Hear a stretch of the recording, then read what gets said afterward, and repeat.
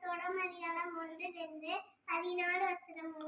உன்னதமானோரின் மறைவில் இருக்கிறவன் சர்வ வல்லவரைய நீரலில் தங்குவார். நான் கர்த்தரை நோக்கி, நீர் என் அடைக்கலம், என் கோட்டை, என் தேவன், நான் நம்பி இருக்கிறவர் என்று சொல்லுவேன். அவர் உன்னை வேதனுடைய கண்ணிக்கும் பாலக்கும் கொள்ளை நோய்க்கும் தப்புவிப்பார்.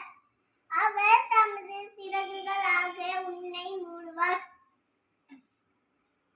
அவர் செத்தங்கள் கீழே அடைக்கலம் புகுவாய். உன் சத்தியம் பரிசயம் கேடகமாகும்.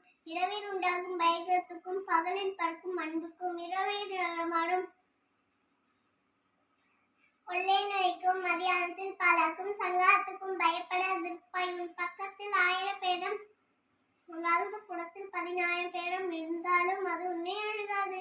உன் கண்களால் மாத்திரம் நீர் அதை பார்த்து துன்மார்க்க கொடுப்பலனை காண்பாய். எனக்கு அடைக்கலமா இருக்கிறேன். உன்னதமான கர்த்தரை உனக்கு தாவரமாக கொண்டாய்.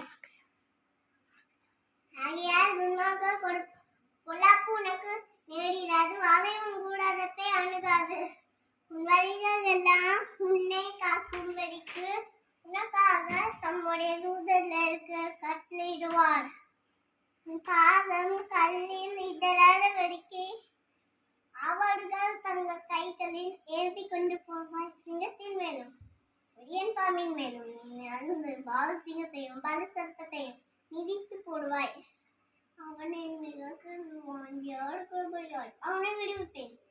என் நாமத்தை அணிந்திருக்கிறபடியாய் உயர்ந்த அடைக்கலத்திலே வைப்பேன். என்னை நோக்கி கூப்பிடுவான், நான் அவனுக்கு மருத்துவ செய்து அவனுக்கு ஆபத்தில் நானே அவனோடு இருந்து உன்னை தப்புவித்து அவனை கனப்படுத்துவேன்.